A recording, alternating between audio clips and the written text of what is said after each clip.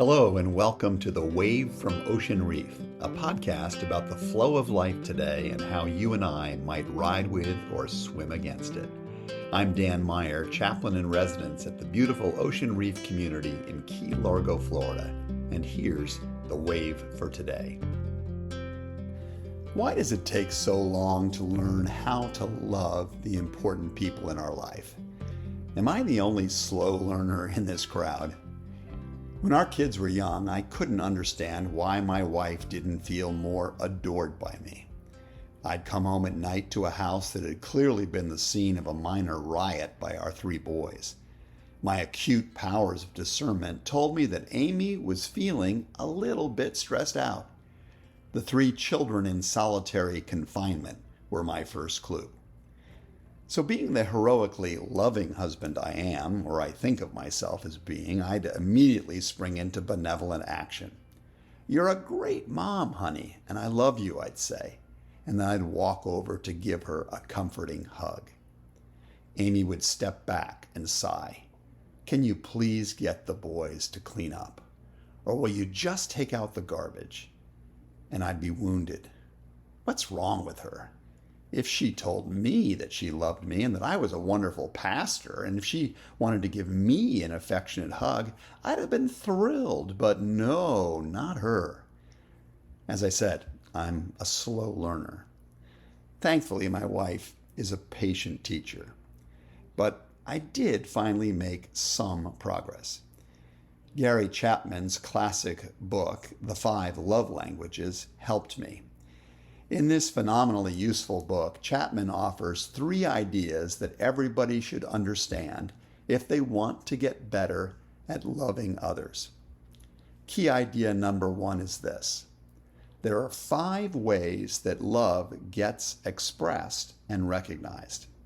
Number 1, through words of affirmation, like, "I love you," "You did a great job," "I'm proud of you." Secondly, through physical touch, a hug, a held hand, a cuddle on the couch, or more. Number 3, through quality time, a lazy breakfast, an afternoon outing, an unplugged vacation. Number 4, through personal gifts, a piece of jewelry, sports equipment, an electronic gadget.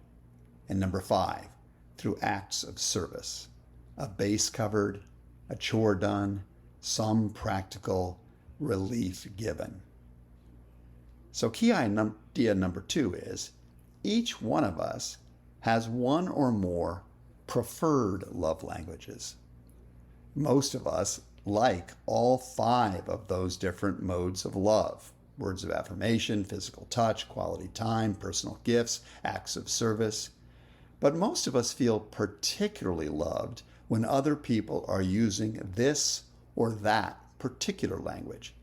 As I shared earlier, when someone I respect speaks words of affirmation to me, or Amy expresses love through physical touch, I'm a happy camper. And this is why key idea number 3 is so important. And it is that we tend to speak our language when trying to convey love instead of theirs. My wife Amy's preferred love language is acts of service, and then quality time or personal gifts. So how truly loving is it when I come spewing words and hugs? Who's feeling the love there, her or me? People can go years missing one another on this score. Some husbands and wives can't understand why the other is not more appreciative of how much they love them. Some parents are doing all these acts of service for their kids, driving them here and there, giving them all the latest toys, when what the child hungers for most is just some quality time. There are bosses out there that have no idea that it isn't the money their employees primarily crave, so much as to be affirmed for how wonderfully they do what they do, though a personal gift of money is certainly nice icing on that cake too. So, what is your love language? And how do important people in your life recognize that you love them? That's something to think about, not just on Valentine's Day, but every day as we move forward in life. That's today's Wave from Ocean Reef.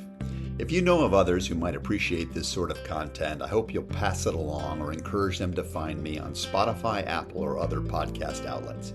Until next time, I'm Dan Meyer, hoping that the flow of life is good for you.